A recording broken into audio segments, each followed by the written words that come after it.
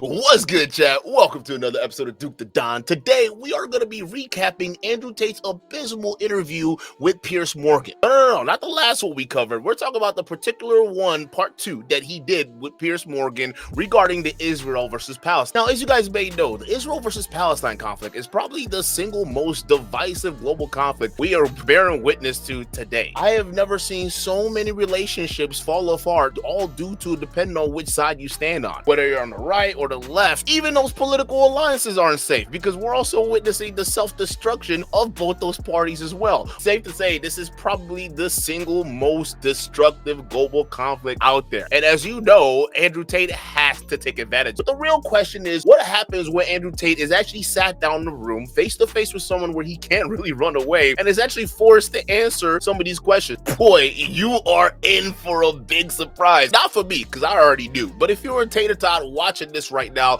you have to be completely embarrassed. Before we get into any of that, first we gotta address the sponsorship of today's show. That's you guys, particularly the YouTube like button. Yeah, the one right below the screen here. All right, go ahead and smash that like button. All right, if you like what the show is going so far, go ahead and hit that young subscribe button and that bell notification so YouTube lets you know when we're back in the streets. One of the main things that alerted me to know that this interview was going to be a complete disaster was when Tate started the interview in typical Tate fashion, making it about himself. So Piers Morgan starts off the interview asking, well, do you condemn Hamas? I shit you not. This guy literally starts calling himself someone who stands for oppression, someone who basically stands up for other people. And on top of that, above all, he's being persecuted because of him standing up for oppression. So you're talking to a man. I don't know what answer you expect from me, because let's forget the fact I'm a Muslim. You're talking to a man who is fighting oppression to the best of his ability because he believes that the people in charge of the world are enslaving us all, to the point where I detriment my own life. I end up in a jail cell because I'm speaking against oppression.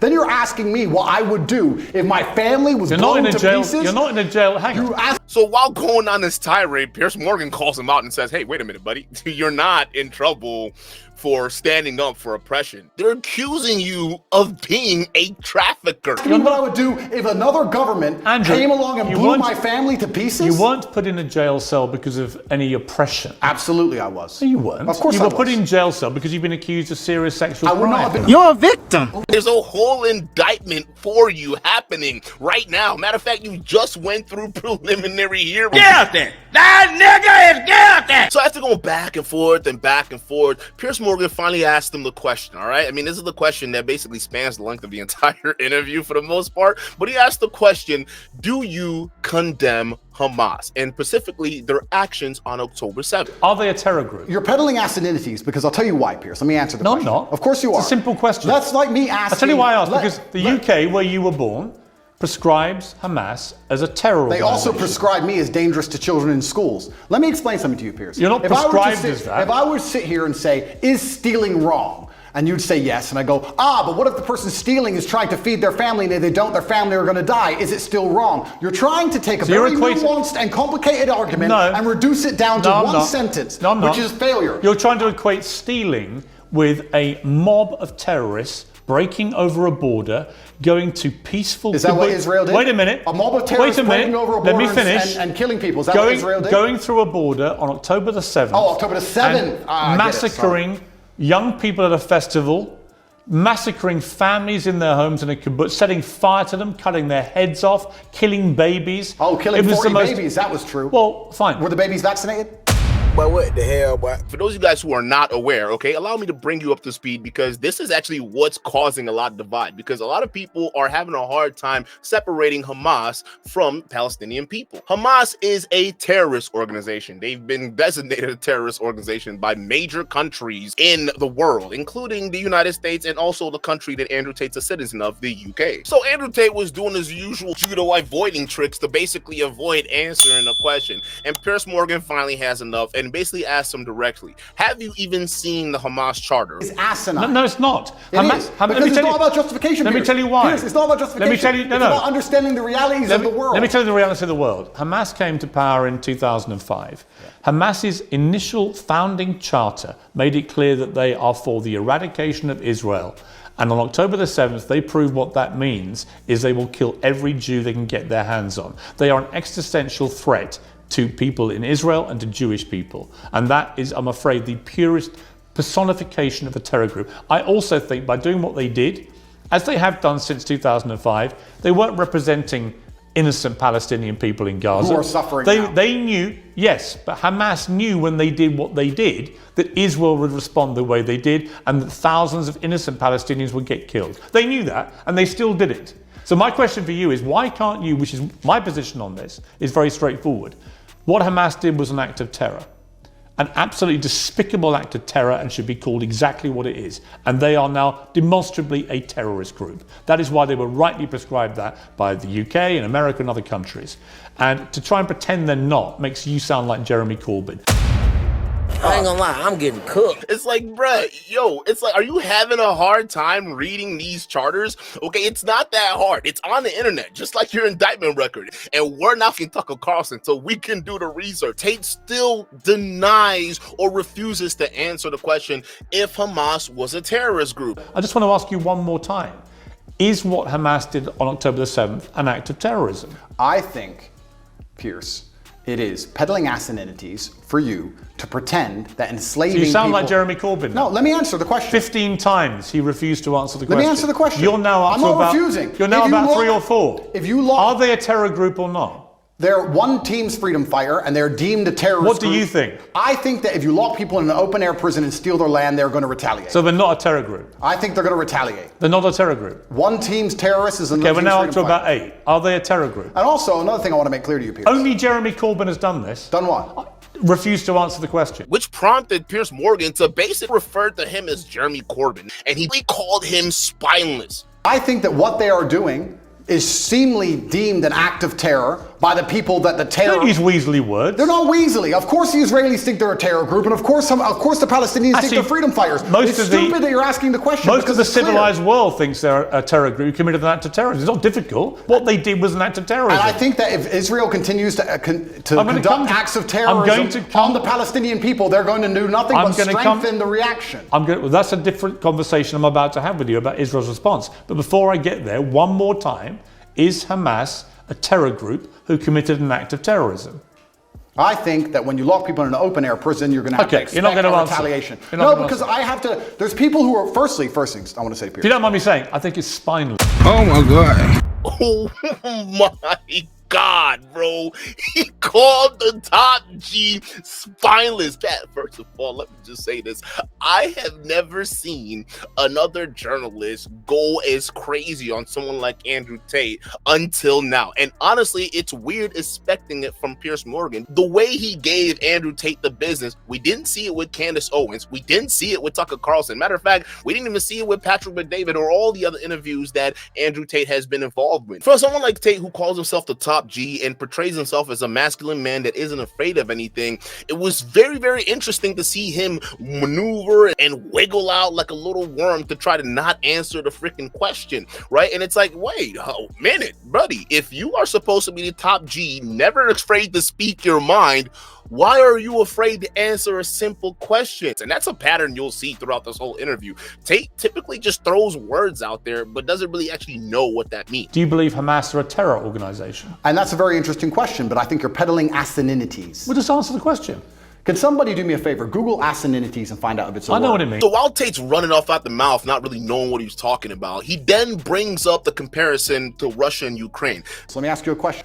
Ukraine sent a drone and it hit the Kremlin. A drone attack, it did nothing, it damaged some shingles. If Russia decided to then respond with a missile attack on a hospital and annihilate 800 people, it has been. Do you think that would be allowed? That's exactly what it has been. Would you advocate for that? Have you seen? Would you support that Have reaction? you seen the state of Mariupol, which they leveled to the ground? The Ukrainians did level it, you're correct. No, the Russians 24. Which honestly, at that point, this credibility on geopolitics should have been tossed out the window. Go tell the people of Bakhmut, which, by the way, the city has been completely leveled. That means whatever building infrastructure was there, gone, which is ridiculous. And it makes the comparison by Andrew Tate completely ignorant because, first of all, dude, you were in Romania. Romania is right there. How do you not know this? Tate then does what he usually does and pivots the conversation. And the way he pivots the conversation was quite alarming. Basically, he started making the cardinal mistake that every person who's overly emotional about this topic has made, basically calling this a genocide. embedded amongst the civilian population, predominantly in northern Gaza. We know from intelligence over the last 20 years, which you won't believe because the Matrix has made it all up. Correct. But we know from intelligence that historically Hamas likes to embed itself, particularly around things like schools and hospitals and mosques, because that makes it more difficult if the Israelis attack. Yeah. Now, Israel has killed nearly 12,000 people in its response, right? There are many people around the world demanding a ceasefire who think that is a ridiculously disproportionate response to what happened. Well, it was genocide. They would want to kill everyone in Palestine. They don't. They just want to drive them all out. Whereas Hamas do want to kill every Jew. What's going on in Israel right now in Gaza, it's not a genocide. For instance, only about 14,000 people have died. Now, don't get me wrong. 14,000 people dying since the start of this conflict on October 7th is a shit ton of people, all right? But when we compare it to the amount of Palestinian people that exist right now, which is almost 5 million of them, 14,000 is barely 1% of the population. That is hardly the definition of what you would consider a genocide. Now, when we want to compare it to when the Nazis were pretty much taken over, there were over 3 million Jews in the population of Poland. There were about 500,000 Jews in Germany and about 700,000 Jews in Romania. Now, fast forward to recent times, and time you and I exist, China has 1 million plus Muslims who are locked up in concentration camps right now, killing hundreds every year, okay? And these are the same guys who are actually trying to mediate a peace between Israel and Palestine. What? They're not calling that inhumane. They're not calling that ethnic cleansing. They're not calling it a genocide. But specifically, when you're looking at 14,000 people who are dead in the conflict, partially due to Hamas, a lot of people are making that a genocidal situation. Listen, calling this a genocide is a disgrace to people who actually went through genocide, because what you do is cheapen what the word actually meant. 6 million people being killed compared to 14,000. It's not a genocide. It's casualty of war. And I think what these guys are doing is way more damage than good, because when you're actually assigning terms to things that don't actually belong there, you cheapen the situation. So when future conflicts arise and you're still using or repeating the same terms, people aren't really going to take it seriously. So after being educated on what genocide actually means, Tate then pivots to say, well, listen, I mean, I learned from the best here, okay? You may know what you know, Piers Morgan, but I learned from the best. He starts listing off all these random names I haven't heard before, but one of them he mentioned was very interesting because he was very familiar, and that was Muhammad Hijab. Now, for you guys don't know, Muhammad Hijab was that one guy who we watched a brief video of, and he was spitting all over the place. Boy, you're finished already. Look at me. Look at me. You know you're done. You are Ali. Yeah, come to find out, this dude's an actual psychopath himself, which makes sense that Andrew Tate is quoting him here. He goes on a show with actually Piers Morgan and another rabbi, I think it was Rabbi Shmuley, and the dude gets real freaking degenerate, and he got really obsessed with this dude's daughter and doing things to her and saying things about her, and it's like, bro, you're on national television. They are responsible. This man is being more slippery. He's being more slippery than the lubricants that he sells in his daughter's sex shop. And that's the reality of the situation. Did you really just say that? You know, you seem obsessed with Jewish sex. It's bizarre. Yesterday, you actually spoke about Ben Shapiro's wife. Yes, you I did. actually, you said Yes, to I Ben did. Shapiro, Yes, I your did. wife's a carrot, well, you're more of a man. Is that what you're trying to Yes, say? I did. Then you said that Jews have Can we- BDSM. You're speaking about No, can we get it sexual back? lubricants while people are dying. You know, Muhammad, get your head out of the Jewish bedroom. It's really bizarre. Can we get it? Can we get it? Let me be Anyway. clear. No. Sexual lubricants? How You embarrassing. sell dildos, don't you? Can we get it You back? sell dildos, don't you? Can we get it back to the sell topic? dildos. You speak about 5-year-old girls being No, I ready don't. for Guys, sex. come on, Listen, let's go You're a back. liar. Let's go You're back to a the liar. issue. You're a liar. Let's go back to Let me the ask issue. you a Let's go back to the issue. Let me ask you a question. Why are you shaking? I've got a Mohammed, vibrator in your pocket. Come on, it's a serious debate. I think he's got one of his daughter's Mohammed, vibrators in his come on, pocket. leave it, please. He does. You're going after somebody else's daughter on national television, and you want people to respect you and your opinions of what's going on down there? You're a freaking joke. And if Andrew Tate is quoting you, he's a joke as well. So then finally the interview moves on. Piers Morgan started talking to Tate about Jordan Peterson and Ben Shapiro, and particularly the beef they've had on Twitter. I have nothing against Jordan. I don't dislike him. I do find it, and I must be honest, a bit disingenuous and hypocritical that he speaks mental strength and then ends up addicted to an antidepressant. I don't think you should ever take antidepressants ever. I've been through worse than what he's been through, and I didn't take a single drug. So apparently it seems like Tate doesn't really have a real problem with Jordan Peterson, even though Jordan Peterson pretty much calls him a degenerate. But it seems like he had a few choice words for Ben Shapiro. Ben is a warmonger. Ben has been wrong on basically every single issue you can name. He was with you with the vaccine and every other war. Ben is always calling for other people's young men to go and die in some war. He seems to love it. I don't know if he has short man syndrome, but he's always behind his desk calling about how important it is that big, strong men like me go and die. Now, some of you guys already know, I'm not a big fan of Ben Shapiro. I absolutely despise the guy, all right? And believe it or not, this is the actual part that I agree with Andrew Tate on, right? I agree that Ben Shapiro is an actual warmonger, and he's gotten a lot of things wrong. You don't really take him seriously, okay? He's just that smarmy, whiny guy that kind of talks and talks. But yeah, I actually agree with Tate and what he had to say here, because I do believe that Ben Shapiro is a warmonger. So afterwards, the final question was asked, all right? Piers Morgan decided, okay, this guy's not answering my questions. Let's go ahead and redirect it back to him, okay? And this is the question, when you ask a lot of people who are emotionally charged about this issue and they're pro-Palestinians, they actually do not have an answer to. And I actually dare you guys to do this, all right? Whenever you talk to a pro-Palestinian, ask them, what is your solution to this issue? And watch their brains explode. Because what you got to understand, it's easy for them to go ahead and condemn other people and talk about how the process they're going about it, how wrong it is. But it's also hard for them to actually develop a real scenario, which is kind of crazy, because then if you're out here screaming and beating their chest, telling these people what they're doing is wrong, yet you can't suggest a solution, why are you even talking? Because Piers Morgan flips the question on him and says, okay, fine. If you are Israel right now, what would you do in their situation? And the answer was completely hilarious. Provoking terrorism. So out of interest, what would you have done if you'd been Israel after October the 7th? Tell us. That's a really interesting question. Oh, I think interesting. there's people who are more qualified than me to answer. Given that Hamas last week said, we're going to try and do the same thing again and again and again, what would you do to defend the people of Israel? Good question. They have the Iron Dome, which is largely effective. I think that their border security is usually effective. It's very interesting that it wasn't on. So you would say they would do nothing other than tighten up security? I think if I was truthfully, I'll answer the question. If I was truthfully in charge of Israel, I would have found out how our border was penetrated. I would have made sure that was impossible to do. I would have had large conversations and discourse during that period, which would probably take weeks to ensure that my border was impenetrable, because we were at no genuine threat of a repeat attack. And then I would make it clear that there will be some repercussion unless we can come to peace terms. I don't think the Hamas doesn't want peace. Facts. They don't want peace. I'm saying That's their fine. stated position. Of course. So there's not mean okay, peace you're with asking Hamas. what I do. I would have found out. First things first. I'm a man. So first things Oh, first. wow, fix the okay. problem. Okay.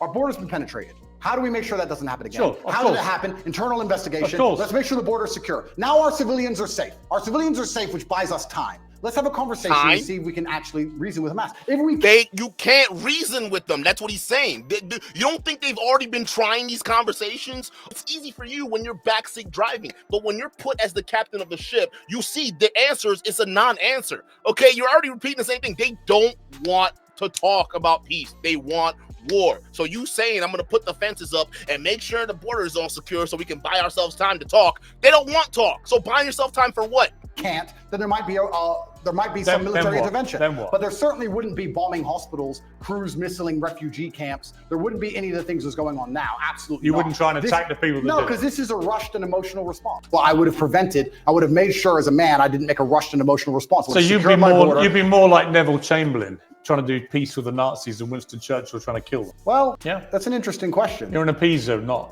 a warrior. You're a victim. Oh my God. Whoa! He just called Tate an appeaser. He said you're an appeaser, not a warrior. Yo, it's so interesting because Andrew Tate has been spineless this entire interview. He refuses to ask a question, and when he gets called out to his face, he doesn't even respond. And then when he's finally asked, what would you do if you were put in this position? He completely admits that he would just lay down and just let them do whatever they want. Okay, which by definition proves you're not a fighter. It proves you're a beta male at heart, pretending to be alpha. Andrew Tate is the best representative for a lot of people who are pro-Palestine right now. A lot of these guys speaking from the heart, no fucking research whatsoever, and they just think that they have the answers to the freaking question. But then when you ask them for the answer for the question, okay, it turns out they advocate for doing nothing. You're not that country. You don't live in the region. Focus on what's going on in your backyard and how your politicians are stealing your money, and maybe your life will be a lot better. Well, folks, that's what I got for you today with this short little video. You let me know who won this interview today. We actually did a longer version of this particular live stream, okay? The link is going to be somewhere in this chat. So if you're interested to go ahead and watch that, I'm going to have to warn you, it's almost 6 hours, okay? But if you got the stomach for it, then go ahead and head on over there. The link's going to be somewhere in the description here. Otherwise, guys, don't forget to hit the like button, subscribe button, the bell notification, and I'm going to hit you on the next one. Peace.